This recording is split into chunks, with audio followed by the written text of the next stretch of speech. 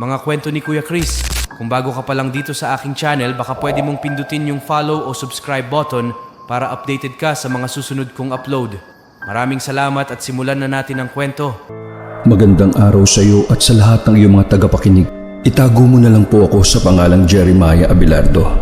Ito ang naisip kong gamiting alias dahil bagay para sa akin na isang survivor.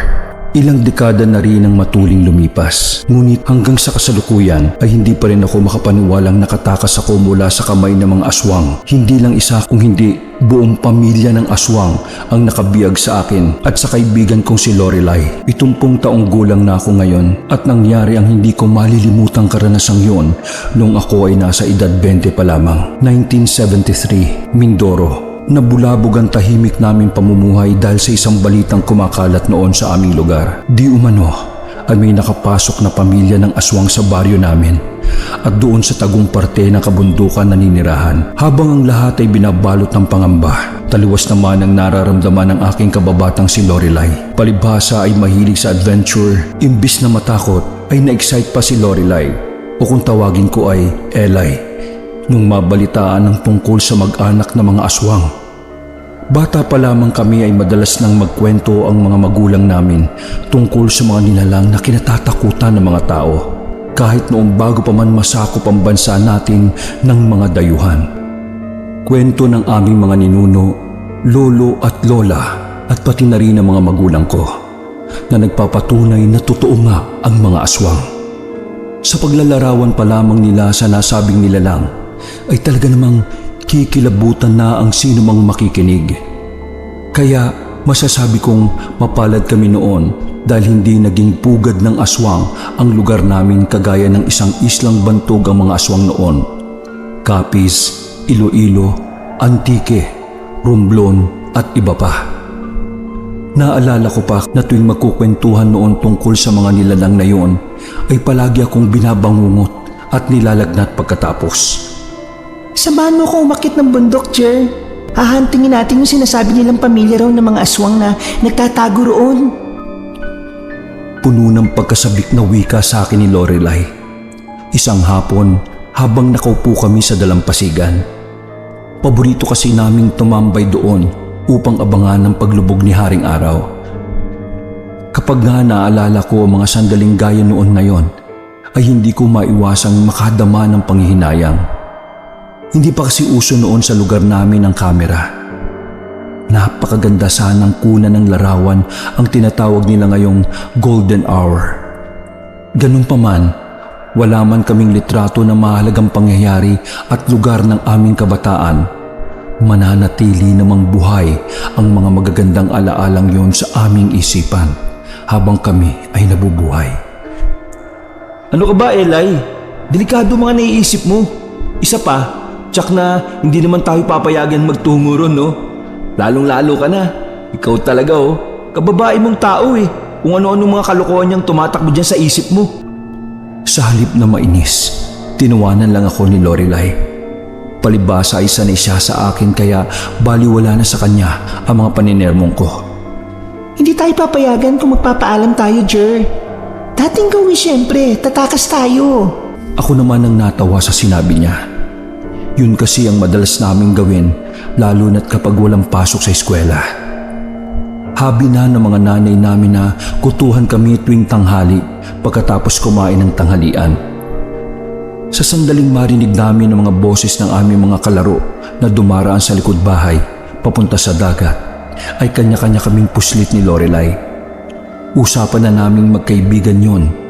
At dahil halos magkatabi lamang ang mga bahay namin ni Lorelai, pinipilit naming huwag makatulog tuwing kinukutuhan kami ng aming mga nanay para marinig namin kaagad ang pagdaan ng aming mga kasamahan. Pagdating sa dagat ay hindi matatawaran ang aming kasiyahan kahit minsan ay mangga lamang ang baon ng iba upang pagsaluhan naming lahat. Tigilan mo na nga yung ambisyon mo na makaharap sa personal yung mga ganong uri ng nilalang, Eli. Mapanganib sila. At kung totoo nga, hayaan na lang natin sila at huwag gambalain. Lalo na't hindi naman nila tayo ginagalaw dito sa ating baryo, no? Kahit ano pang sabihin mo riyan, alam kong hindi mo rin ako matitiis, Jer. Ako pa ba? Alam ko namang mahal na mahal mo ako eh. Malapad ang iting wika ni Lorelai at pagkatapos ay niyakap niya ako, tanda ng paglalambing. Nakasanayan na namin ang ganoong closeness dahil nasa tiyan pa lamang daw kami parehas ng aming mga ina ay pinagdidikit na kaming dalawa ni Eli. Pero ng mga sandaling yon ay hindi ako nakagalaw sa aking kinatatayuan. Hindi ko rin nagawang ngumiti sa aking kaibigan. Mula kasi nang gumraduate kami ng elementarya ay parang maraming pagbabago na akong napansin sa aking sarili. Hindi kagaya ng mga bata pa lamang kami na kahit anong gawing paglalambing sa akin ni Lorelai ay wala namang mali siya. Para kasing kapatid ang turing ko sa kanya noon. Huling taon na namin noon ni Eli sa high school nang makilala namin ang magkapatid na Gabriel at Selena. Dahil likas na pala kaibigan, naging malapit agad sa dalawa si Eli. Pero hindi nakaligtas sa aking obserbasyon na kahit nakikipag-usap ang magkapatid sa amin ay para akong ilag pa rin. At ganun rin sila. At naiilang rin sila lalo na sa mga iba pa naming kaklase. Ang sabi ng dalawa ay mahirap lamang din ang pamilya nila kagaya namin. Pero kung titingnan ay tila sila nagmula sa mayamang pamilya dahil sa kanilang mga itsura. Gwapo si Gabriel at maganda naman si Selena. Para sila mga karakter sa pelikula na nabibilang sa royal family. At kahit hindi sila gaanong aktibo sa klase, ay masasabi kong kapwa matalino ang dalawa. Suplado at suplada ang naging bansag sa kanila ng mga kaeskwela namin, lalo na ng mga maliligaw ni Selena at ang mga babaeng tila desperadang magpapansin naman kay Gabriel. Kaya naisip ko noon na maswerte kami dahil sa amin lamang sila nakikipagkaibigan. Ang ganda talaga ni Selena, Jer, no? Kaya hindi talaga ako nagtataka kung bakit halos lahat ng lalaki sa paralan ay may gusto sa kanya. Pati ikaw, Jeremiah. Napakunot noo ako sa sinabi ni Eli. Isang hapon habang naroon kami sa paborito naming tambayan, ang Dalampasigan. Parehas naman sila magkapatid eh. Gwapo rin si Gabriel. Suplado nga lang. Sa'yo lang siya mabait eh. Nako, Eli, hindi kaya may gusto siya sa'yo? Napalabi si Eli sa naging tugon ko at mabilis akong inirapan. Kahit nakatagilid siya sa akin, ay kitang-kita ko na nakataas pa rin ang kilay niya dahil sa inis. Ikaw dyan ay may gusto kay Selena eh. Aminin mo na. Siya na ang paborito mo, hindi na ako. Sa bagay, kahit naman siguro ako nasa sitwasyon mo, Jer, mahuhulog din ako sa karisma ni Selena. Napakaganda niya kasi talaga eh. Mukha siyang diyosa at prinsesa, lalo na kung mabibisa na maayos. Teka nga, nagsiselos ka ba sa kanya? Ikaw, Eli ah. Hindi ko mapigilang mapangiti sa naiisip. Pero agad ding napawi ang mga ngiting yon nang maalala ko kung gaano sila kalapit ni Gabriel sa isa't isa. Oh, bakit bigla ka napasimangot yan? Kanina lang, ang ganda ng ngiti mo. Tungkol sa tanong mo kung nagsiselos ako kay Selena. Paano ko sabihin kong oo? Gulat na napatitig ako kay Lorelai. Hindi ko inaasahang yun ang isasagot niya sa naging katanungan ko. Nang mapansin kong seryosong-seryoso ang mukha niya, noong ko napagtantong hindi nga siya nagsisinungaling. May kakaibang saya kong naramdaman nang malamang pinagseselosan pala niya si Selena.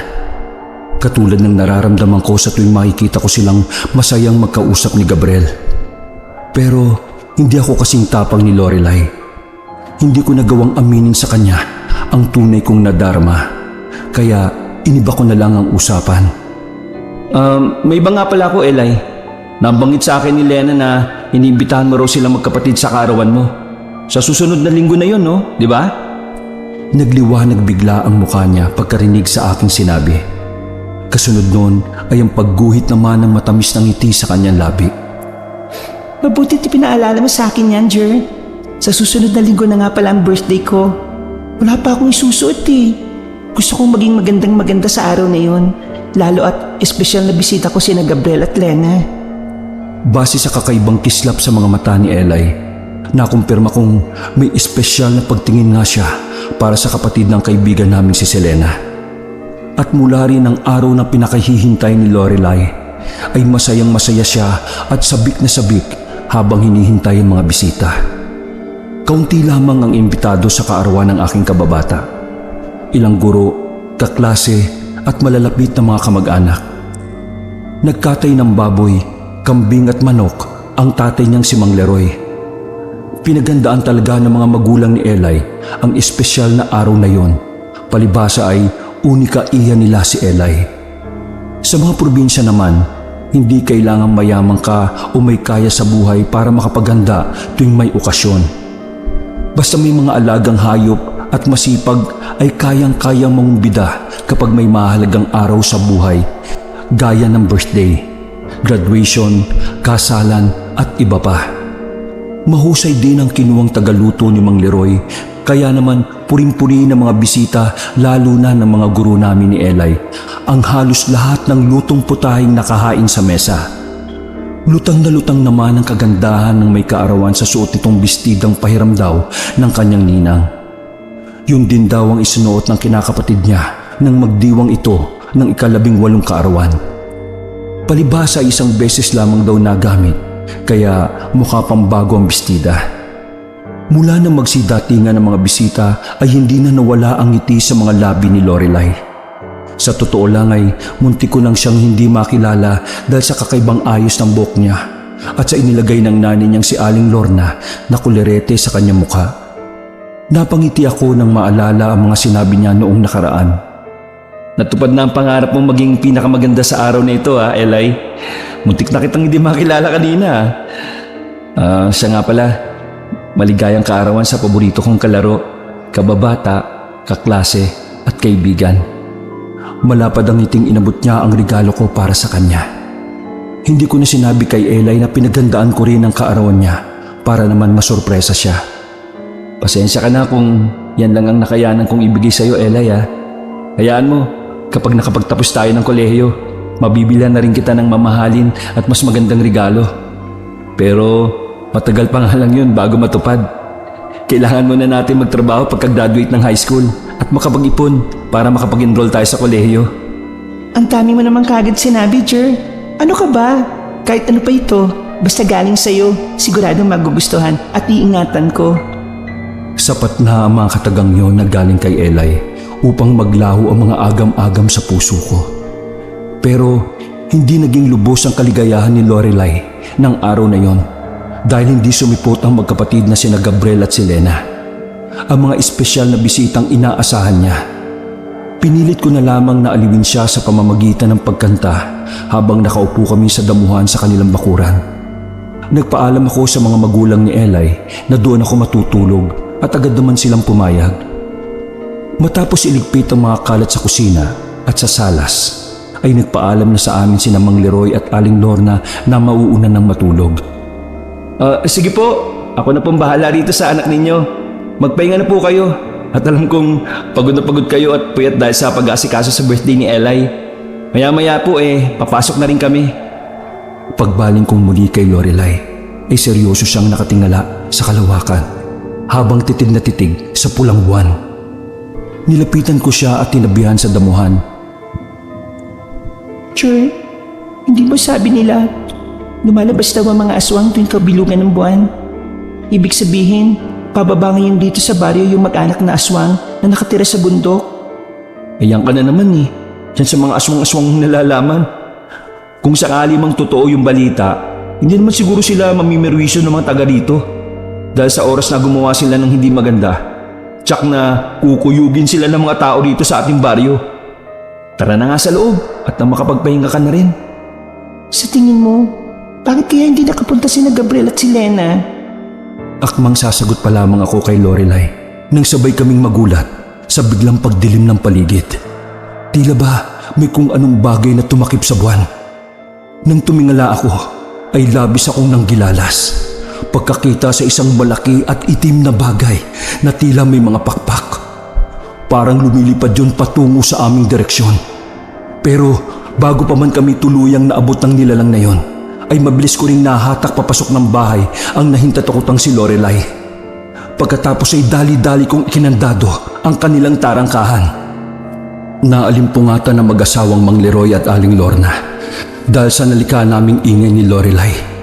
Nang makita nila ang namumutlang anak, ay nagmamadaling nilapitan ni Mang Leroy ang botelya ng langis sa ibabaw ng altar. Sa pagkakaalam ko, ay mahiwaga ang langis na yon at nagsisilbing babala kapag may paparating na panganib. Kumukulo ang langis! Maging alerto kayong lahat dahil may aswang sa paligid. Halos magkandara pa kami ni Aling Lorna sa pagtakbo sa mga bintana at pinto sa kusina upang matiyak kung maayos ba ang pagkakakandado ng mga yon.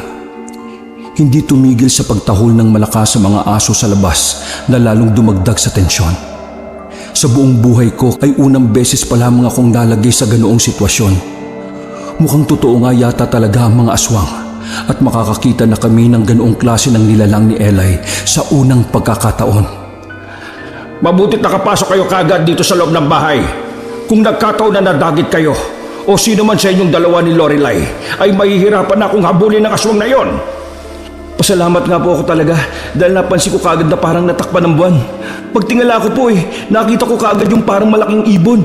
Kaya dali-dali ko nang hinila papasok si Eli bago pa kami tuluyang maabutan sa damuhan. Habang kausap ko si Mang Leroy, ay nanatiling nakatuon ang kanyang paningin sa botelya ng langis. Dala ng kuryosidad ay lumapit na rin ako sa altar para makita yon sa malapitan. At totoo nga na kumukulo yun. Mukhang bumabagal na po yata ang pagkulo ng langis, Mang Leroy.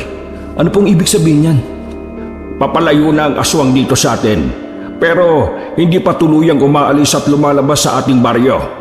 Sa tingin ko napadaan lamang yun dito at may iba pang pakay.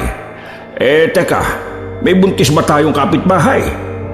Habang inaalala ko kung may kapitbahay ba kaming nagdadalang tao, ay narinig kong unti-unti na ring humihina ang pagkahol ng mga aso sa labas. Mukhang napadaan nga lang kina Eli ang aswang. Yung nanay ng kaklase natin, Jer, si Aling Perla. Hindi ba kabuwanan na niya ngayon? Halos sabay-sabay kaming napalingon nang biglang magsalita si Eli. Si Mang Leroy ay hindi napigilang magmura. Anak ng... Solo pa naman ngayon yun sa bahay nila. Umalis si Cesar at isinama yung anak niyang si Arnold, yung kaklase niyo ni Eli. Nakasalubong ko kaninang umaga mag-ama. Ang alam ko sa makalawa pa ang balik nila. Talagang malakas ang pang-amoy ng lintik na aswang na yun At mukhang nagmamanman talaga kaya alam na walang kasama ngayon si Perla sa bahay nila. Hindi ko mapigilang makaramdam ng pag-aalala sa ina ni Arnold na si Aling Perla. At alam kong ganun din ang nararamdaman ni na Eli at ang nanay niya. Maya-maya pa, nagulat kaming lahat nang may biglang kinuha si Mang Leroy sa ilalim ng katring kawayan na higaan nilang mag-asawa. Nang tuluyang mailabas ang hawak, ay tumambad sa amin ng isang buntot pagi. Jeremiah, anak, ikaw na munang bahala rito Tulungan niyo ni Eli si Nanay Lorna ninyo. Maglagay ng mga pangontra sa buong kabahayan. Kailangan punta ako at tulungan ko si Perla. Mabilis naman akong tumalima upang sundin ang bilin ng tatay ni Eli. Pagkaalis niya, ay ikinandado kong maigi ang pinto ng kanilang kubo at pagkatapos ay pumesto ako sa may altar para mabantayan din ang botelya ng langis. Tahimik lamang at kapwa nakikiramdam sa paligid ang mag-inang Lorelai at Aling Lorna. Ako naman ay tahimik na nananalangin na sana ay huwag mapahamak sina Mang Leroy at Aling Perla sa kamay ng aswang. Maya-maya pa ay napansin kong muli na naman bumilis ang pagkulo ng langis sa loob ng botelya. Kinakabahan ako at marasa napalingong kina Eli. Nakuha naman agad nila ang nais kong ipahiwatig at agad na bumakas ang pagkabahala at pangamba sa mga mukha nila. Pagkalipas ng ilang segundong halos hindi humihinga kaming tatlo, ay may narinig kaming papalayong mga pagaspas ng pakpak. Sana naman po naitaboy na ni Tay Leroy ang aswang at hindi sila napahamak ni Aling Perla. Otomatikong napamulagat ako ng mga mata nang maramdaman ko ang mainit at mahigpit na yakap ni Eli sa akin mula sa likuran. Para akong itinulos sa kinatatayuan at saglit na halos hindi makagalaw. Wala ring mga salitang namutawi sa aking labi. May kakaiba na talagang epekto sa akin ang simpleng pagkakadikit ng aming mga katawan. Huwag ka mag-alala, Jer. Alam kong hindi niya pababayaan si Naitay. Tsaka malakas ang tatay ko.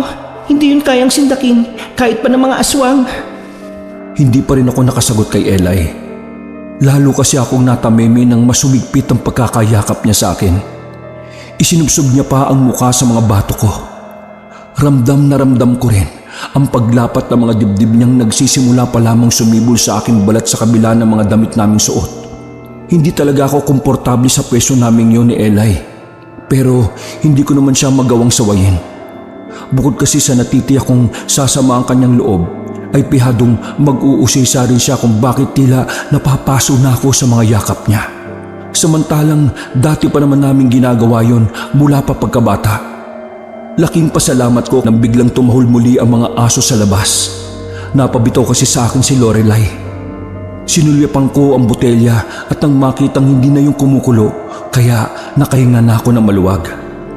Maya-maya pa ay patakbo kong tinungo ang pinto noong marinig ko ang pagtawag ni Mang Leroy mula sa labas ng bahay. Nasa likuran ko naman sina Aling Lorna at Elay. Pagkabukas ko ng pinto ay tumambad sa amin ang seryosong si Mang Leroy at ang umiiyak na si Aling Perla. Baka sa matinding takot sa mukha ng ina ni Arnold, mabilis ang mga kilos na nagsipasok sila sa loob. Ang tatay ni Elay ang nagsarado ng pinto. Inalalayan ko naman si Aling Perla at iginiya patungo sa mahabang upuang kahoy bago sumapit ang kusina. Nang hawakan ko siya sa kamay, ay ramdam na ramdam ko ang pangangatal ng pobreng ina ni Arnold. Marahil ay masigit siyang natatakot para sa batang nasa kanyang sinapupunan, lalo at kabuwanan na niya. Ilang taon din si Arnold bago nasundan. Abot-abot ang naging pasasalamat sa amin ni Aling Perla, lalong-lalo na sa tatay ni Elay. Halos mayak din sa labis na tuwa si Mang Cesar nang sunduin sa amin ang kanyang kabiyak kasama ang panganay nilang si Arnold. Hindi ko alam kung paano kita mapapasalamatan sa pagliligtas mo sa buhay ng mag-ina ko, Leroy. Naka, huwag mo nang isipin pa yun. Ano ka ba? Sino bang magtutulungan pa sa oras ng peligro kundi tayo-tayo rin lamang, di ba? Pinamukha ko lang sa lintik na aswang na yon na hindi nila tayo kayang sindakin dito sa ating baryo. Huwag na huwag siya ulit maliligaw dito sa ating teritoryo dahil hinding-hindi ko siya hahayaang pang makalabas ng buhay sa susunod na pagpunta niya rito. Kitang-kita ko ang determinasyon sa mukha ni Mang Leroy. Hindi ko tuloy maiwasang makaramdam ng paghanga sa ama ni Elay. Nahiling kong sana ay maging kasintapang niya rin ako balang araw. Handa siyang iligtas at protektahan hindi lamang ang pamilya niya, kundi pati na rin ang ibang tao. Siya ay tunay na kahanga-hanga at dapat tularan, lalo na ng mga gaya kong kabataan. Nang magpaalam na ang buong pamilya ni Mang Cesar kina Mang Leroy, ay sumabay na rin ako sa kanilang pauwi sa amin. Laman ang isip ko habang daan ang lahat ng mga naganap pagkatapos ng kaarawan ni Elay. Saka ko na lamang naalalang hindi na nga pala niya nabuksan pa ang regalo ko sa kanya ng dahil sa aswang na yon. Sana magustuhan ni Elay yung munti kong regalo para sa kanya. Nang muli kaming magkita sa eskwelahan ni Lorelai, ay balak ko sanang tanungin siya kung nagustuhan ba niya ang regalo ko. Kaya lamang ay hindi na yun natuloy dahil sumama ang pakiramdam ko nang mabungaran ko sila ni Gabriel na nag-uusap sa isang sulok. Mukhang seryoso ang pinag-uusapan nila dahil halos hindi na malayan ni Elay ang paglapit ko sa kanila. Doon ay malinaw kong narinig ang pinag-uusapan nila. May sakit si Lena? Kaya wala siya ngayon dito? Bakit, Gabriel? Anong nangyari sa kanya? Pagkarinig ng boses ko ay saka pa lamang lumingon si Elay sa kinaroroonan ko. Halos sabay kaming nagkasakit ng kapatid ko. Mas nauna lamang kong gumaling. Sa tansya ko mga 1 o 2 linggo siyang hindi makakapasok sa eskwela. Napakunot ang aking noo sa narinig mula kay Gabriel. Bakit ang tagal naman yata? Ano bang sakit ni Selena? Kanina ko pa nga sa inuusisa itong si Gabriel Pero sabi niya, mahirap daw ipaliwanag at yun pala ang dahilan kung bakit hindi sila nakadalo sa kaarawan ko. Napaismid ako nang imbis na si Gabriel ay si Elay ang sumasagot sa tanong ko. Hindi ko alam pero may pakiramdam akong may hindi sinasabi sa amin si Gabriel. Naging mailap kasi bigla ang mga mata niya at hindi makatingin ng diretso sa amin. Dalawin natin bukas si Selena, Jer. Pagdala tayo ng mga prutas at gulay para mabilis siyang gumaling. Ay, kung hindi pa pala makakasakit si Lena hindi tayo makakarating sa bahay nila. Masyado naman kasing misteryoso at misteryosa ang magkapatid na ito Kung may pangil lang sila at hindi nakakalabas ng bahay kapag araw, iisipin kung may lahi silang vampira. Pabirong tugon ni Elay sa akin, pero kay Gabriel nakatingin. Hindi ko tuloy ulit maiwasang makaramdam ng panibugo sa kapatid ni Selena. At para mapawi ang nadaramang inis, ay iniwan ko na lamang silang dalawa sa sulok at naghanap ng maaring gawin sa loob ng silid-aralan namin habang hindi pa nagsisimula ang klase. Sabado, kinabukasan, pero imbis na tanghali na ay maagang bumangon si Eli at alas 7 pa lamang ay nasa bakuran na namin. Ayoko pa sanang bumangon dahil napuyat ako nung nagdaang gabi sa kakaisip kay Eli at sa aswang. Pero wala na akong nagawa pa nang hilahin ako patayo ni Lorelai. Malaya siyang nakakapasok sa silid ko kahit hindi na nagpapaalam sa aking mga magulang. Bilisan mo na dyan, Jer. Alas 9 raw tayo susundiin ni Gabriel sa tabing ilog mamaya. Sasamahan mo pa ako manguha ng mga gulay at prutas na dadali natin kay Lena eh. Pagkatapos ng almusal, eksaktong pabukid ng inay at titay mo nang dumating ako. May kaning baho pa naman daw sa kaldero. Isangag na lang natin tapos magprito tayo ng itlog. May baon din akong sinaing na tulingan na luto ni nanay kagabi. Pagkarinig sa masasarap na pagkain ay dali-dali akong bumangon at napatingin na sa kusina. Hinayaan ko na munang matulog ang mga kapatid ko dahil wala namang pasok sa eskwela. Habang nagluluto ako ay nagboluntaryo naman si Eli na magwalis sa bakuran pati na rin sa loob ng aming bahay. Nang matapos ako sa paghahain ay ipinagising ko na rin sa kanya ang mga kapatid ko at sabay-sabay naming pinagsaluhan ang masarap na almusal. Siyempre, hindi pwedeng mawala ang kape na mas lalong nagpapasarap sa pagkain namin ng sabay-sabay.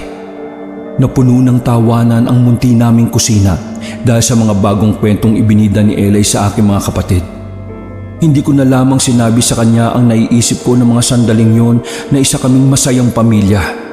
Ako ang ama at siya naman ang ina. Nang handa na ang lahat ng dadalhin namin ay nagpaalam na kami sa mga kapatid kong sina Javier, Maria Ana at Lorena. Ikaw na munang bahala sa mga kapatid natin ha, Abing. Nagpaalam na ako kahapon kina inay at titay. Ayoko nga sanang umalis lalo at Sabado ngayon. Napakaraming gagawin na naghihintay sa akin. Kaso magtatampo naman itong ate Eli ninyo. Dahil sa sinabi ko ay pinaningkitan ako ng mga mata ni Eli nang sulyapan ko siya. Ikinumpas niya rin sa hangin ang nakakuyom na kamao na animoy sinusuntok ako ng malakas sanhi upang matawa kaming magkakapatid. Sige na kuya, mag-utay na kayo ni Ate Eli at mukhang malayo pa ang bahay ng kaklase ninyo. Nang maalalang baka naghihintay na sa amin si Gabriel sa tabing ilog, ay magkaakbay na kaming umalis ni Eli. Masaya pa kami nagkukwentuhan habang sa daan. Nasasabik na rin naman akong makitang muli si Selena, lalo na at ilang araw ko na rin hindi nasisilayan ang kanyang magandang mukha. Wala kaming kamalay-malay ni Eli na malabangungot na mga karanasan pala ang sa amin ang naghihintay. Hindi nga kami nagkamali ng sapantahan ni Lorelai. Naroon na si Gabriel sa tabing ilog nang kami ay dumating. Nang tanungin namin kung ilang oras na siya roon, ay sinabi niyang madilim pa lamang ay naghihintay na siya sa amin ni Eli. Nagtaka ako dahil wala man lang akong naanhinag ni katiting na pagkabagot sa mukha niya. Ang usapan kasi namin ay alas 9, ngunit naging alas 10 na dahil napasarap sa pakikipagkwentuhan si Lorelai at ng aking mga kapatid. Hindi ako tumanggi nang kunin ni Gabriel ang isang bayong na bitbit ko dahil alam kong malayo ang aming kailangang lakarin bago makarating sa bahay nila. Nang magsimula na kami maglakad pa itaas, ay inumpisahan na rin ni Eli ang pangungulit kay Gabriel tungkol kay Selena at sa pamilya nito. Ako naman ay tahimik lamang sa may likuran habang nakasunod sa kanilang dalawa. Ibig mo sabihin, Gabriel, bagong lipat lamang kayo sa aming baryo? Ganun na nga, Eli. Halos taon-taon yata lumilipat kami dahil sa hanap buhay ng tatay namin. Dala muli ng kurisidad ay hindi ko napigilang sumingit sa usapan nilang dalawa. Bakit, Gabriel? Ano bang trabaho ng tatay niyo ni Selena? Saglit na dumaan ang katahimikan bago masagot ni Gabriel ang aking katanungan. Si Tay ay isang mangangaso. Minsan naman ay mangingisda at magbubukid. Kung ano ang hanap buhay sa lugar na nilipatan namin, ayun ang hanap buhay ng aming ama. Mga ngaso? Edi mahusay pala pagdating sa panguhuli ng mababangis na hayop ang tatay mo. Nakakatuwa naman. Tsak na makakasundo sila ng itay ko dahil pareho silang matapang at mahusay gumamit ng matatalim na bagay gaya ng itak at iba pa. Hindi ba, Jer? Hindi ko na sana sasagutin si Eli, kaya lamang ay bigla niya akong nilingon, sanhi upang mapilitan na rin akong tumango bilang pagsang-ayon. Pero Habang lumalayo kami ni Eli sa aming baryo, ay may mga hinalang unti-unting nabubuo sa isipan ko. Ngunit pilit kong iwinawaksi ang mga yun sa utak ko at hiniling na sana'y mali ang aking mga naiisip. Pero hindi ako mapakali habang nasa daan. Gusto kong kausapin si Eli at sabihin ang aking nasa isipan ng mga oras na yon. Maya-maya pa'y nakaisip ako ng paraan paano ko siya makakausap ng sarilinan. Tanghali na pala. Magpahinga muna tayo at kumain. Mainit pa naman siguro ang baon nating isda at kanin, Eli. Lihim akong nagdiwang ng sang-ayunan ni Lorelai ang aking suwestyon. Pagod na rin siguro siya at gutom marahil dahil malayo-layo na rin ang aming nilakad. Naglakad si Gabriel patungo sa isang puno at nagpatiunang maupo sa nakausling bato sa ilalim nun. Dahan-dahan muna naming inilapag ni Eli ang mga dalang gamit bago kami halos makapanabay na naupo sa malagong damuhan. Habang inilalabas ko ang mga dala naming pagkain, ay inalok namin ni Eli si Gabriel. Ngunit sa pagtataka namin ay tumanggi ito. Sigurado ka bang ayaw mong tikman yung sinaing na tulingan na niluto ni Inay? Ang sarap pa naman ito. Paborito namin ito ni Jer. Susunod na lamang siguro, Eli. Hindi pa kasi ako maaaring kumain ng isda ngayon eh. Kami ni Selena. Puro karne ang pinapakain sa amin ni Itay. Kaya huwag kayong magtataka kung puro karne ang ihahain sa inyo mamaya ni Inay ah. Napakunotno ako sa aking narinig. Nakakapagtaka yatang karne lamang ang pwede kay Selena, gayong may sakit siya. Ang alam ko nga kapag may sakit ay halos di makakain at nangihina. Paano pala ito mga dala namin pasalubong kay Lena na gulay at prutas? Huwag kayong mag-alala, kakainin niya ng Inay at ang bunso namin kapatid. May kapatid pa kayo ni Selena? Oo nga, may kapatid pa kayo? Halos sabay na tanong namin ni Eli dahil kapwa namin ikinagulat ang aming nalaman mula kay Gabriel. Oo, at malapit nyo na siyang makilala. Wala na nagsalita pa muli sa amin ni Eli. Kapwa kami tahimik na nagpatuloy na lamang sa aming pagkain. Hindi ko alam ang tumatakbo sa isipan ng aking kababata ng mga sandaling yon. Ako naman ay lihim na nagdismaya dahil hindi ko masabi sa kanya ang nabubuong hinala sa aking isipan. Nakalimutan na yata ni Eli na sa bundok nakatira ang sinasabing mag-anak na aswang. Huli na rin ang maalala kong tungkol doon. Nung una ay naisip kong baka nagkataon lamang na sa bundok din matatagpuan ang bahay ni na Gabriel. Ngunit habang tumatagal nakasama namin siya. Marami akong napapansing kakaiba, lalo na sa mga isinasagot niya at ikinikilos. Hindi ko namamalayang matagal na pala akong nakatitig kay Gabriel at nahuli niya ako. Huli na para umiwas. Akala ko'y sisitahin niya ako pagkatapos pero sa halip ay si Lorelai ang binalingan niya at kinausap. Sigurado ka ba na gusto mong makarating sa aming tahanan, Lorelai? May oras pa para magbago ang isipan mo.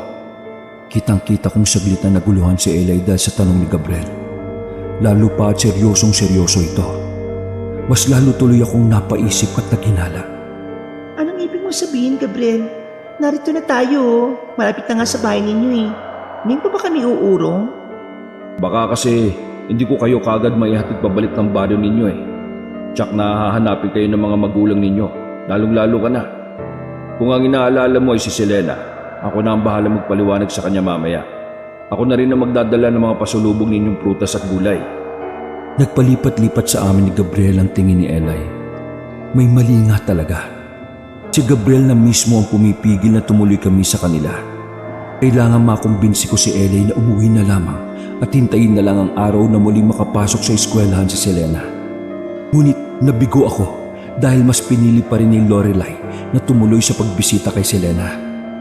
Hindi naman siguro ang pamilya mo ang dayong mga aswang na itinutukoy ng mga tao sa bari namin, Gabriel, hindi ba? Maya-maya ay binasag ni Lorelai ang katahimikan habang binabaybay namin ang daang masukal at makipot. Naging madilim ang paligid kahit halos alauna pa lamang ng hapon dahil natatabunan ng mga dahon ng malalaking puno na aming nadaraanan ang sikat ng araw na hindi na tuloy namin makita ang naging reaksyon ni Gabriel sa pagbibiro ni Eli. Nanatili itong tahimik lang. Marahil ay nakaramdam na rin ang pagkailang kay Gabriel si Eli kaya hindi na rin ito muling nangulit pa. Halos 1 oras din kaming naglakad sa masukal at makipot na bahagi na iyon ng bundok. Hindi ko namalayan nakalabas na pala kami roon dahil nanatiling madilim ang kapaligiran. Kaya Nagulat ako na magsalita si Gabriel.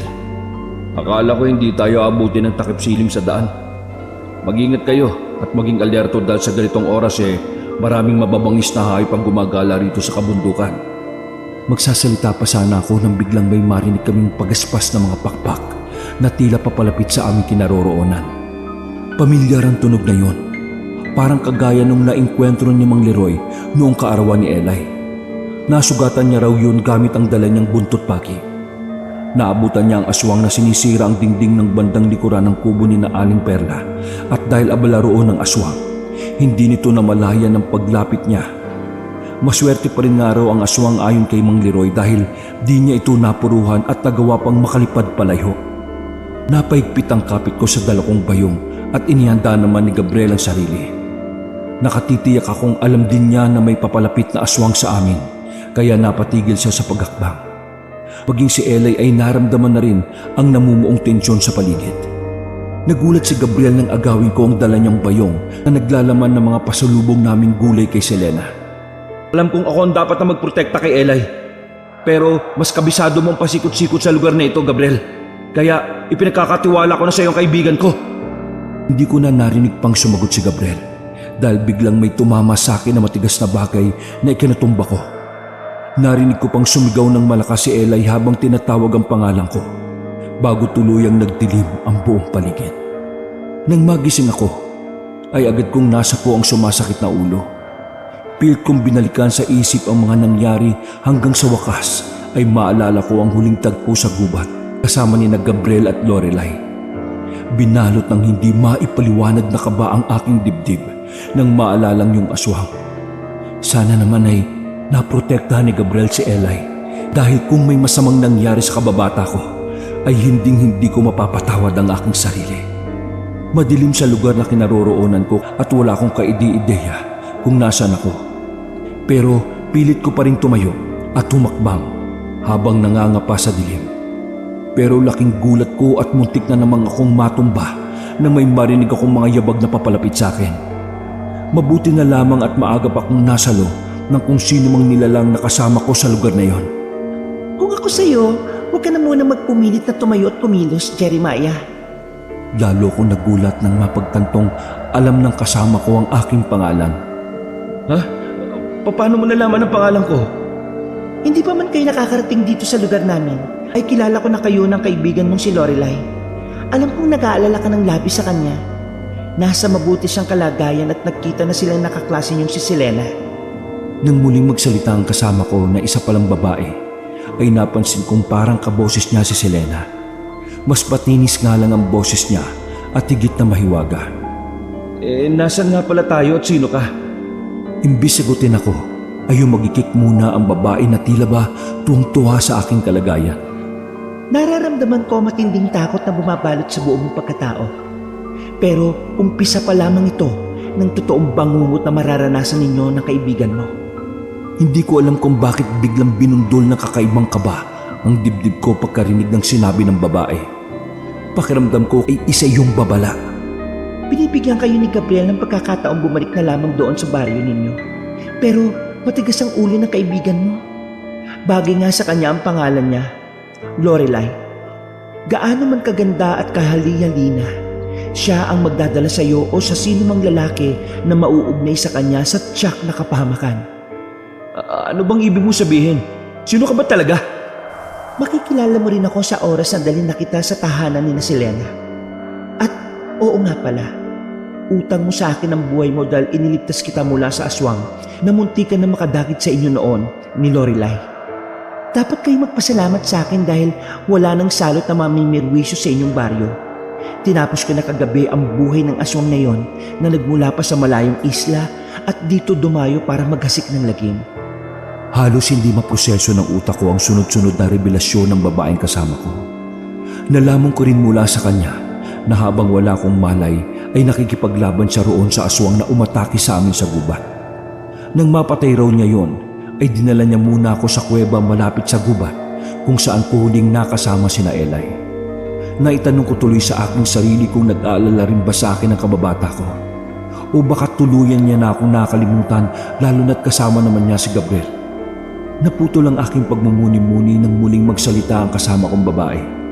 Naisalba ko na nga rin pala ang daladalan yung mga prutas at gulay. Yan ang muna ang kainin mo ngayong gabi. Bukas ay maaga tayong aalis. Iyahatid na kita kina Gabriel dahil alam kong hindi ka na makapaghintay na masilayang muli ang pinakamamahal mong kababatang si Lorelai. Sino ka ba talaga? At bakit parang napakarami mong nalalaman tungkol sa akin? Tungkol sa amin? Matapos kumain ng 3 prutas, ay nabusog na kagad ako. Marahil ay dahil wala talaga sa pagkain ng isipan ko kundi kay Eli.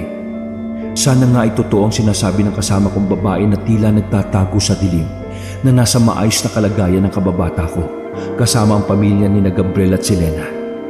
Marahil dahil din sa tinamong kong sugat sa ulo noong natumba ako sa gubat at sa labis na pag-iisip, kaya hindi ko na napigilan ng sariling makatulog nang muli akong makaramdam ng antok. Nagising ako kinabukasan dahil sa mahihinang pagtapik sa aking pisngi at braso. Nang magmulat ako ng mga mata, ay karimlan pa rin ang sumalubong sa akin. Pero nararamdaman ko ang presensya ng aking kasama at alam kong nasa tabi ko lamang siya. Huwag kang mahihiyang magsabi sa akin kung kailangan mo ng aalalay sa iyo, Jeremiah. Binuntutan niya yun ng hagik-hik. Kahit pa iba-iba ang ekspresyon niya at medyo mahirap basahin ang ugali, hindi ko may tatangging nakaramdam ako ng kaligtasan at kapayapaan habang kasama ko siya. Alam kong mahina pa ang katawan ko pero dahil yata sa pagkasabi kong makitang muli at makasama si Lorelai, kaya ako tila biglang lumakas. Maging ang aking kasama ay nagtaka dahil sa mabilis kong paglalakad. Habang daan ay pasimple ko siyang pinagmasdan at pinag-aralan ng kanyang itsura.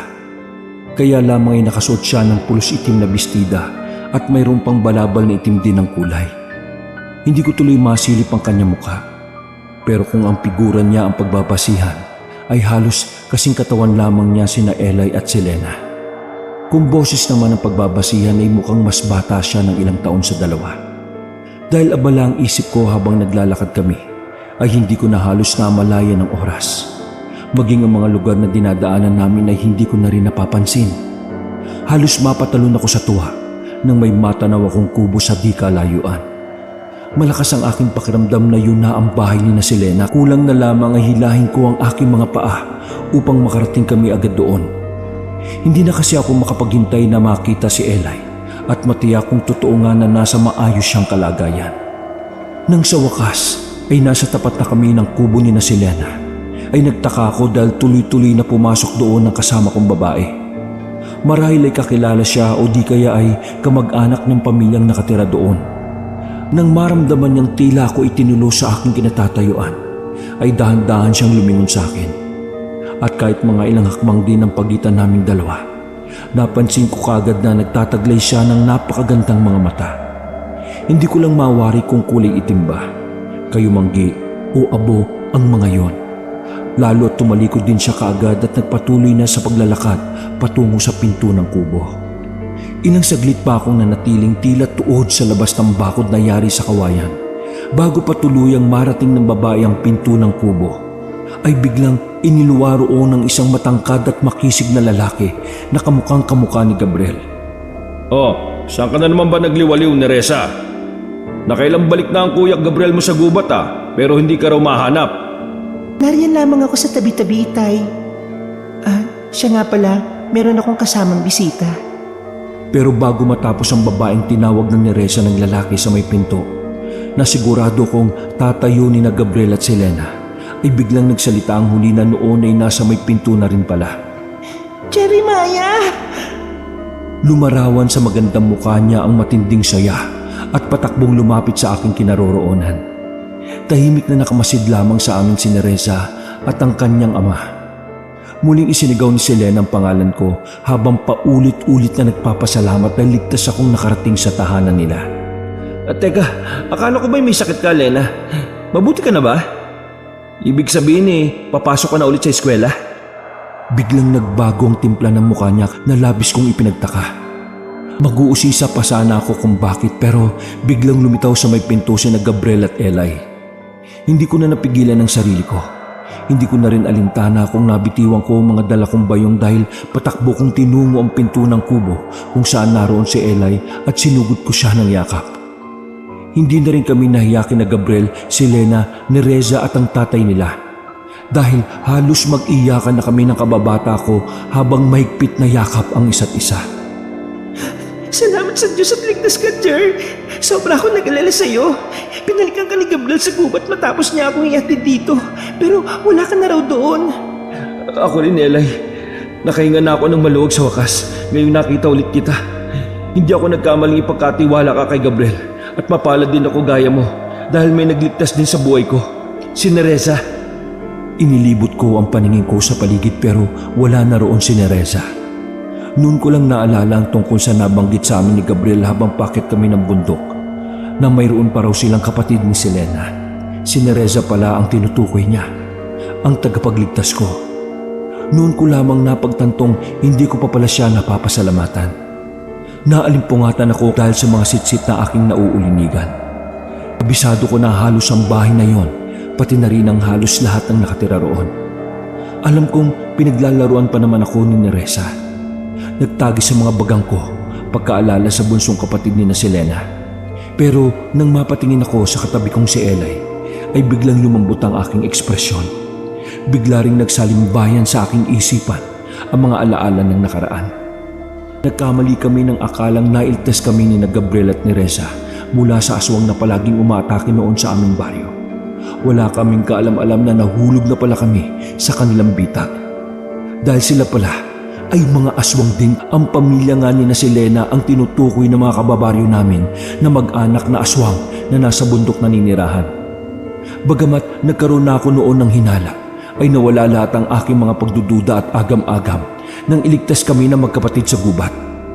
Noong unang beses na matuklasan ni Elay na aswang nga ang mga nakatira sa kubong yon na naging kanlungan namin sa loob ng ilang araw, ay natuwa pa siya sa halip na magulat.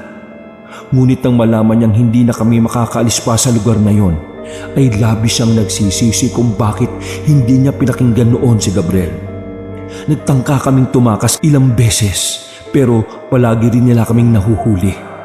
Hanggang sa magalit na ang tatay ni Gabriel na si Mang Roman at ginawa na lang kami ng kulungan sa ilalim ng lupa. Kaya nang magtungo roon ang aming mga magulang ay hindi nila kami natagpuan. Wala silang kamalay-malay na nasa ilalim lamang kami ng kanilang kinatatayuan. Sa loob ng isang malawak at malalim na butas na ginawa ni Mang Roman sa tulong na rin ni Gabriel. Gustong-gusto man naming sumigaw at tawagin ang mga pangalan ng aming mga magulang ay hindi namin ginawa sa takot na baka saktan sila ng pamilyang yon ng mga lahi palang aswang. Nagpatuloy sa pagpasok sa eskwela sina Gabriel at Selena at nang lumaon pati na rin si Nereza upang hindi maghinala ang mga tao na aswang nga ang pamilya nila. Makalipas ang ilang buwan ay unti-unti na ring nakalimutan ng mga tao sa paaralan at sa aming baryo ang tungkol sa pagkawala namin ni Elay. Tanging ang aming mga magulang na lamang ang nakakaalala at hindi nakakalimot. Patuloy pa rin silang naniniwalang buhay pa kami at umaasang mahahanap nila kami balang araw. Bagamat bihag na kami ng pamilya ni na Gabriel, ay hindi naman nila kami sinaktan o ginutom. Ayaw lang daw kaming pakawalan ni Mang Roman dahil iniisip niya ang kapakanan ng kanyang pamilya. Lalo na ang mga anak niyang pumapasok sa eskwelahan at patuloy na nangangarap na makapamuhay ng normal kagaya namin. Kahit paulit-ulit kaming nangako ni Elay na walang pagsasabihan tungkol sa sikreto nila, ayaw sumugal ni Mang Roman. Ilang beses na rin kasi siyang kinumbinsi ni na Gabriel at Selena. Ngunit nanindigan ng matandang lalaki sa una niyang naging desisyon. Pakakawalan ko lamang kayo kung isa na rin kayo sa amin. Ngunit huwag kayo mag-alala dahil hindi naman namin kayo pipilitin. Alam kong darating din ang araw na kayo mismo ang magmamakaawa sa akin na gawin ko rin kayong malakas at walang kamatayang kagaya namin. Isang gabi ay nagkaroon ng salo-salo sa pamilya ni Mang Roman. Inutusan niya sina Gabriel at Nereza na ilabas kami sa kulungan at makisaya sa kanila. Nagtaka kaming dalawa ni Elay kung anong okasyon, ngunit mas pinili namin na manahimik na lamang at huwag mag-usisa. Noon namin naalaman na nalampasan na pala nila Gabriel at Selena ang pagiging bagong yanggaw. Kaya na nilang kontrolin ang kanilang pagiging aswang. Ako ay anak ng isang aswang na bangkilan. Elisabeta ang kanyang pangalan. Ang mga bangkilan ay mataas na uri ng aswang at pinaniniwalaan mula sa hanay ng mga kadatuan. Nang magsimulang magkwento si Mang Roman tungkol sa kanyang pinagmulan, ay tahimik na nakinig lamang ang lahat. Noong ko lubos na nauunawaan kung bakit mukhang kabilang sa maharlikang pamilya sina Gabriel at si Lena. Ayon pa kay Mang Roman, ang mga bangkilan daw bilang mataas na uri ng aswang ay nakahigit kaysa sa ibang uri gaya ng mga karaniwang aswang. Sa ibang kwento raw, ang mga bangkilan ay mga babaylan na naging asawa ng Diyos ng kasamaan na si Asuang. Sila raw ay maganda at mapanganib. Patunay sina si Lena at Neresa kapwa nagtataglay ng kakaibang ganda at karisma. Mga magagandang dilagman ay may kakayahang magpatubo ng pakpak ng paniki at matatalim na kuko. May kakayahan din daw ang mga bangkila na magpalit ng anyo mula sa pagiging tao bilang malalaking baboy ramo at iba pa. At may kakayahan din ng mga bangkilan na gawing aswang kayong mga tao. Sa lahat ng mga ibinunyag ni Mang Roman tungkol sa lahi ng aswang na kanyang kinabibilangan, doon ako nakaramdam ng matinding pangamba sa huling sinabi niya. Ngunit naisip ko rin na nakakatukso yun dahil kapag nagkataon, makakawala na kami ni Elay mula sa pagiging bihag nila at makikita na namin muli ang aming mga pamilya. Ngunit naitanong ko rin noon sa aking sarili kung handa nga ba akong maging halimaw, maging isa sa kanila habang ako'y nabubuhay. Makikita ko ng muli ang mga kapatid ko pati na rin sina Itay at Inay, pero hindi ko na sila maaaring makasama. Dahil sa oras na maging aswang ako, ay posibleng masaktan o mapatay ko maging ang sarili kong kapamilya. Napapitlag ako nang marinig muli ang malalim at maotoridad na tinig ng ama ni na Gabriel. Nagpatuloy siya sa pagkukwento. Sa totoo lamang, hindi rin ako masaya na ipinanganak akong isang halimaw. Nang mapadpad ako sa isang isla noon kung saan ko nakilala ang ina ng aking mga anak na si Katarina. Hindi ko maiwasang mangarap na magkaroon ng isang tahimik at normal na buhay. Ninais kong maranasan ng aking mga anak ang mga ginagawa ng mga ordinaryong tao kagaya ninyo. Kaya nga kahit alam kong delikado, pinagbigyan ko pa rin sila sa kahilingan nilang makapasok sa eskwelahan maliban sa mundo namin ni Neresa. Ibang-iba kasi siya sa dalawa niyang kapatid. Nangamba ako na baka sa bilis niyang magtiwala ay madula siya at masabi ang tungkol sa itinatagong lihim ng aming pamilya. Sa loob daw ng halos 2 dekada ay walang nakaalam sa lihim ni Mang Romano. Sa isla kung saan sila nagkakilala, nagkaibigan at bumuo ng pamilya. Pero dahil daw sa isang hindi inaasahang pangyayari, ay napilitan si Mang Roman na lisanin ang isla at lumipat sa ibang lugar. Bagamat napamahal na at iginagalang niya ang mga tao sa nasabing isla, natakot siya na baka manganib ang buhay ng kanyang pinakamamahal na pamilya. Isang gabi raw ay kusang nagsabi sa kanya ang asawang si Aling Katerina na gawin na rin ito ni Mang Roman na kauri niya. Noong una ay nagdadalawang isip pa ang matandang lalaki, ngunit napahinuhod din ito ng asawa nang makita ang determinasyon sa mga mata ni Aling Katerina. Bagamat palagi raw nakaalalay noon si Mang Roman sa kabiyak upang hindi ito makakain o makapatay ng tao, naging matindi at mahirap kontrolin ang pagkahayok sa sariwang dugo at laman ni Aling Katerina. Maging si Mang Roman ay nahirapang kontrolin ng asawa. Naalarma ang mga taga-isla sa sunod-sunod na pagkawala at pagkamatay ng mga alaga nilang kambing at baka. Dahil doon ay nagkaroon din sila ng ideya na baka aswang ang salarin. Mabigat man sa kalooban naming mag-asawa, ay nagpasya kami ni Katarina na lisanin na lamang ang islang yon na naging tahanan na namin sa loob ng maraming taon.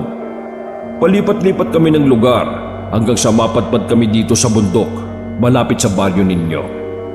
At dito namin muling nasumpungan ng kapayapaan at pagtanggap ng mga tao, kahit dayo pa lamang kaming may tuturing. Kaya patawarin sana ako ninyo, Jeremiah, Lorelai, kung nagawa ko kayong ikulong dito sa bago naming tahanan. Bilang isang ama kasi, ginagawa ko lamang ito para protektahan ang pamilya ko at panatilihin ang kaligtasan nila. Matapos magsalita ni Mang Roman, ay muling namayani ang mahabang katahimikan.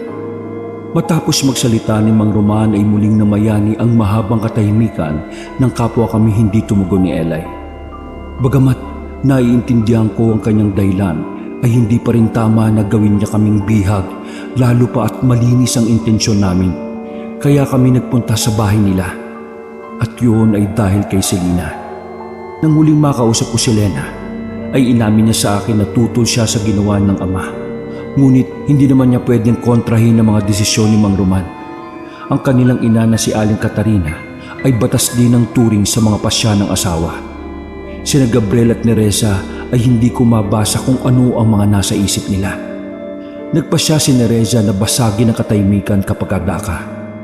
Alam naming matagal na rin kayong nasasabik sa masasarap na pagkain kaya kumain na kayong dalawa niyan. Huwag din kayong mag-alala dahil karne ng baboy at baka ang mga nakahain sa lamesa, hindi karne ng tao. Hindi tinago ni Nereza ang sarkasmo sa boses niya na sinabayan pa ng tingin at ngiting nakakaloko.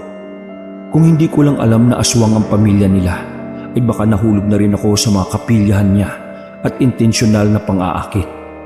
Pero nang maalala kong matagal na palang may nakabihag sa puso ko, ay napailing na lamang ako habang pasimpleng tinatapunan ng sulyap ang katabi kong si Eli. Nagkasalubong ang mga kilay ko nang maalalang nag-aaral na nga rin pala si Nereza. Kaya marahil ay ginagawa niya rin ang mga bagay na ganon sa eskwela. Wala mang itulak kabigin sa kanila ni Selena kung kagandahan ng pag-uusapan ay magkaiba naman sila pagdating sa ugali at personalidad. Nang hindi pa rin inaalis ni Nereza ang paningin sa gawi ko, ay ibinaling ko ang aking atensyon sa lamesa. Nang lubusan kong masilayan ng masasarap na putahing nakahain doon, ay biglang kumalam ang aking tiyan. Maya-maya pa ay nagsimula na akong maglagay ng pagkain sa mga plato namin ni Eli. Alam mo bang, ang huling masarap na pagkain natikman ko yung sinaing na tulingan ng inay mo na pareho nating paborito, Eli? Otomatikong nabitiwan ni Lorelai ang hawak na kubyertos at napatungo. Ilang saglit pa ay narinig ko na ang sunod-sunod niyang pagsinghot. Hindi ko agad naisip ang magiging epekto sa kanya nang nabanggit ko kay Aling Lorna. Huli na para bawiin ko ang mga nasabi ko na. Inalo ko na lamang siya at matyaga akong naghintay hanggang sa wakas ay tumahan na rin siya. Saka pa lamang namin ipinagpatuloy ang naudlot na pagkain. Samantala, kahit ilang buwan na ang nakalipas mula nang mawala kami ni Eli, araw-araw pa rin naghihintay sa amin ang aming mga pamilya. Si Aling Lorna ay palaging yakap ang larawan na nag-iisang anak, habang si Mang Leroy naman ay pabalik-balik sa tabing ilog kasama ang aking ama. Nagbabaka sakaling makikita nila kami roon. Ang kapatid kong si Javier ay palaging nakatanaw naman sa daan kung saan kami huling nasilayan ni Eli habang masayang naglalakad papalayo na magkaakbay. Pangako kang hindi kayo titigil sa paghahanap kina Eli at Jeremiah. Nararamdaman kong buhay pa sila. Minsan ay napapanaginipan ko pang tinatawag ng anak natin ang ating pangalan at humihingi ng tulong. Nagtagis sa mga bagang ni Mang Leroy sa sinabi ng asawa. Maging siya ay malakas ang pakiramdam na buhay pa kami ni Eli at may kinalaman ng pamilya ni na Gabriel sa bigla naming pagkawala. Kaunting panahon pa, Lorna. Naghihintay lamang kami ni Paring Julio ng pagkakataon para galugarin ang bahay kubo sa bundok. At sa oras na mapatunayan kong tama ang aking hinala, magbabayad sila sa ginawa nila sa ating mga anak. Palihim akong kinausap ni Selena isang gabi matapos ang munting salo-salo na inihanda ni Mang Roman. Kapag nakahanap daw siya ng tiyempo, ay tutulungan niya kami ni Eli na makatakas. Sinabi niya rin sa amin na narinig niya ang pag-uusap ni Mang Roman, Aling Katarina at Nereza.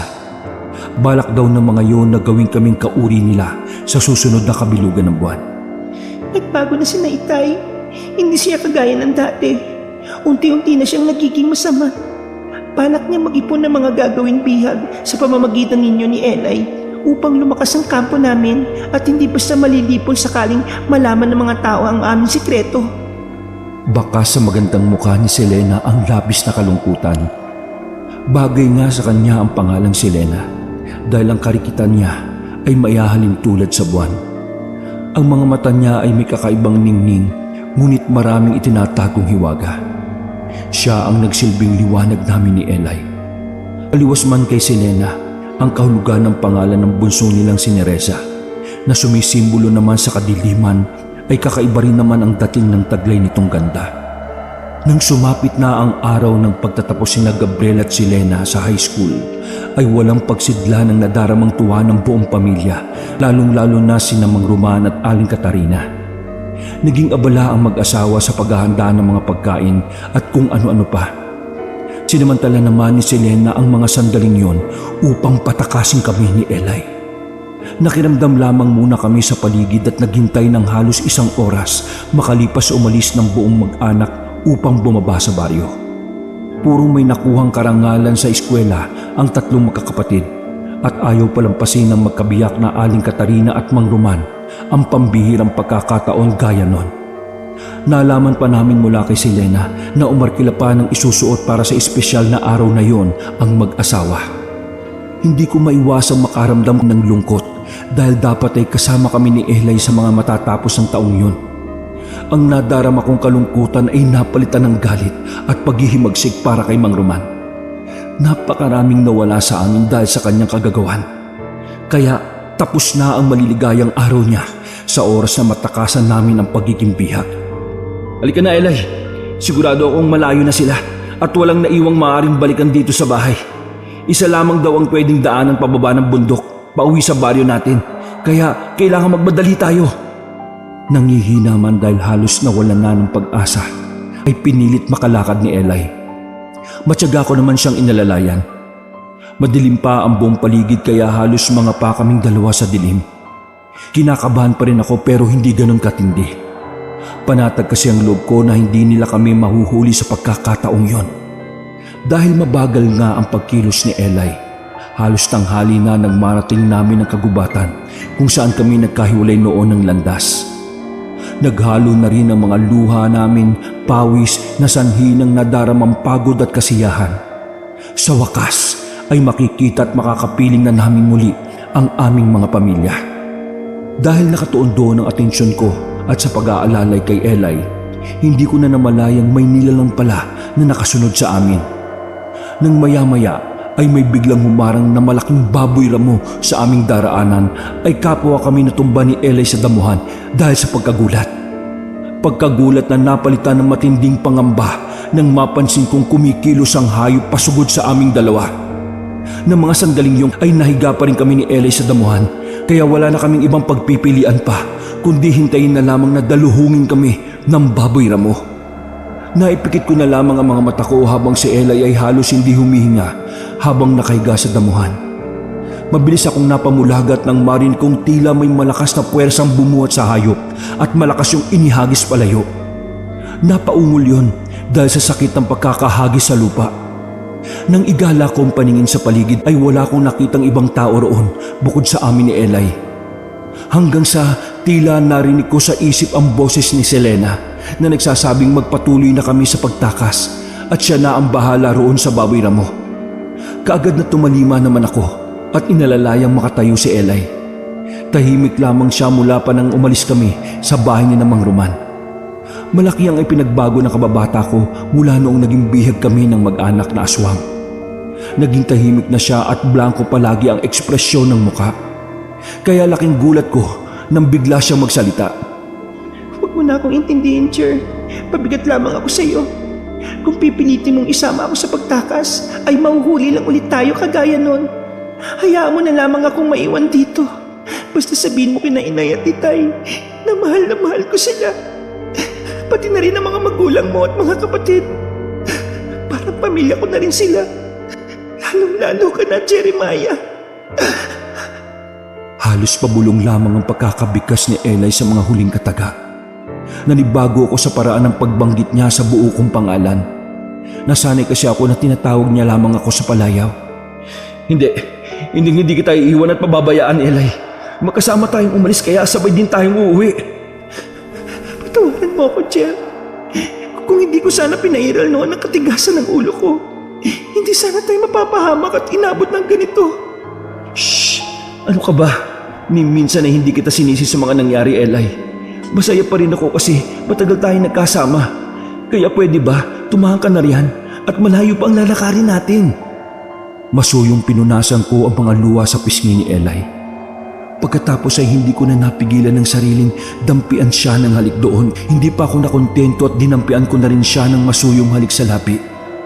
Magaan lamang sa una, pero nang wala akong madamang pagtutol mula sa kanya, ay tuluyan na akong nagpadala sa bulong ng damdamin hanggang sa lumalim na ang pinagsasaluhan naming halik. Naputol ang tila mahiwagang sandali sa pagitan namin ni Eli nang marinig kong muling malakas na pag-ungol ng baboy ramo. Hindi pa man ako tuluyang nakakabitaw kay Eli ay napahiyaw na ako sa sakit nang may maramdamang matulis na bagay na tumama sa aking likuran. Huli na nang mapagtanto ko na matatalas pala na ang ngipin yun ng malaking baboy ramo. Tila naglaho ang nadarama kong sakit at tapdi nang maalala ko si Eli. Akmang babangon ako para protektahan ang aking kababata pero hindi ko na nagawa dahil muli na naman akong dinaluhong ng malaking hayop na natitiyak kong isa sa mga miyembro ng pamilya ni Selena. Paulit-ulit kong binabasa ang sulat ni Eli na iniabot ni Selena sa akin bago kami tuluyang maghiwalay ng landas nung araw na tinulungan niya kaming makatakas. Ngunit sa kasamaang palad ay ako lamang ang nakauwi sa baryo namin dahil nabihag muli ni na Gabriel ang pinakamamahal kong kababata. Tama ang hinala kong isa sa pamilya ni Selena ang baboy ramo na umatake sa akin. Si Gabriel. Napag-alaman ko rin mula kay Selena na matindi ang pagkakagusto ng kapatid niya kay Eli. Kaya hindi nito hinayaang makatakas si Eli kasama ko. Isa sa gawa na raw ni na Gabriel at Mang Roman sa lalong madaling panahon ang pagsasagawa ng salab kay Eli para maging isa na rin siya sa kanila. Labis na nandipog ko ang kapatid ko nang halikan mo si Eli. Kung hindi kita nailayo roon, ay baka napatay ka na niya, Jeremiah. Hindi makontrol ni Gabriel ang kanyang sarili kapag matindi ang nadarama niyang galit, lalo na kapag wala siya sa anyong tao. Marami rin ang natamo kong sugat dahil sa pagkagat ni Gabriel. Mabuti na lamang at nagtulungan ng mga magulang namin ni Eli para magamot ako. Naghahanda na rin silang makasama ang iba pang mga taga-baryo na sumugod sa tahanan ng mag-anak na aswang. Nakaramdam ako bigla ng pag-aalala dahil hindi ko alam kung paano bibigyan ng babala si Selena. Kahit naman binihag kami ng ama nila, ayoko pa rin may mapahamak sa pamilya ni Selena. Ang tanging nais ko lang naman ay mailigtas namin at maiuwi si Lorelai. Muli kong pinasadahan ng tingin ang sulat ni Eli. Oo nga pala, Jer. Hindi ko na nabanggit sa iyo na matagal ko nang suot ang regalo mo sa akin. Hindi ko na nasabi dahil sa mga nangyaring hindi niya naasahan. Salamat, Jer. Napakaganda ng kwintas na ito, ha? Kung ito yung sinasabi mong kwintas sa pamahanapan ng lola mo sa iyong ina, ay napaka-espesyal ko pala. Asahan mong iingatan ko ito, kagaya kung paano kitang iningatan ng ligo sa puso ko. At palagi ko rin isusuot para makasama kita palagi saan man ako magpunta. Umiiyak ako habang nakangiti sa mga nabasa kong mensahe ni Eli sa akin. Kailangan makausap ko siya ng masinsinan upang magkaroon ng linaw ang mga bagay na gumugulo sa aking isipan. Halos magliwanag ang buong kagubatan dahil sa mga dalang sulo ng mga kababaryo ko. Dumating na ang oras ng pagsugod namin sa bundok para bawiin si Eli at puksain ng tuluyan ang mag-anak na aswang na nakatira sa kubo. Iniwasan namin makalika ng ingay dahil baka magising ang mga aswang. Dahil matagal nila akong naging bihag ay halos kabisado ko na ang lahat ng mga kilos ng pamilyang yon. Lalo na ang oras ng kanilang pagkising at pagtulog. Nagulat kami ni Mang Leroy nang may malakas at mabilis na puwersang humatak sa aming patungo sa likod ng isang malaking puno. Pero mas lalo kong nagulat nang malaman ko kung sino ang pangas na yon. Ha? Eli? Paano? Isa ka rin sa kanila? Lumuluhang tumango lamang si Eli na naging sanhi para manlumo ako. Ang ama niyang si Mang Leroy wala pang nauunawaan sa mga nangyayari. Nanatili lamang siyang nakatitig kay Eli na tila ba hindi makapaniwalang nasa harapan na niyang muli ang kanyang unika iha. Eli, anak ko! Ngunit nang tangkang yayakapin ni Mang Leroy si Eli, ay mabilis na umiwas siya at lumuluhang kinausap ang ama pagkatapos. Hindi na akong anak niyo dahil isa na akong halimaw ngayon. Ginawa ko ni Gabriel na kauri nila gamit ang kapangyarihan niya bilang bangkilan. Ang gawing aswang ng isang tao sa pamamagitan lamang ng paghalik dito. Natigalgal si Mang Leroy sa isinuwalat ni Lorelai. Ako ay nakaramdam ng unti-unting pagbangon ng puot sa dibdib para kay Gabriel. Humanda siya dahil sa oras na magkaharap kami. ay papatayin ko na siya. Nakikiusap ako sa iyo, Jer. Huwag niyo nang ituloy ang binabalak niyong pagsugod kina Gabriel dahil mapapahamak lamang kayong lahat. Hindi niyo pa alam kung gaano kalakas ang mga aswang na bangkilan. Nagulat ako nang biglang sunggaban ni Mang Leroy si Eli. Kung ganon, ikaw ang aming gagamitin pain para mapalabas namin ang pamilyang yon ng mga aswang. Patawarin mo ko, anak. Pero alam mo palagi kong inuuna ang kaligtasan ng ating kapwa. At kahit pa ikaw si Lorelai na nag-iisa naming prinsesa ni Lorna, hindi ako magdadalawang isip na patayin ka. Lalo ngayong isa ka na palang ganap na kampon ng kanilipan. Halos hindi ako makapaniwala sa aking mga narinig. Sa halip na matakot ay lumarawan ang paghanga sa magandang mukha ni Eli habang nakatitig kay Mang Leroy. Hanggang sa huling sandali ay pinatunayan niya sa amin na mayroon siyang paninindigan at laging nasa panig lamang ng kabutihan. Masyado nang mabilis sa mga sumunod na pangyayari, ang huling eksena na lang na natandaan ko ay nang nasa harap ako na nagliliyab na apoy na lumalamon sa buong kubo ng pamilya ni Mang Roman.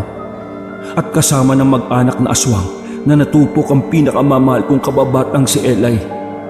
Napakarami kong natutunan sa mga nangyari, pero mas marami akong pinagsisihan. At isa na roon ang panahong sinayang ko habang kasama ko si Eli. Hindi ko man lang naipagtapat sa kanya ang tunay kong nararamdaman. Hindi ko nasabi kay Eli na nabihag na niya ang puso ko simula nung kami ay mga musmus pa lamang. Wakas.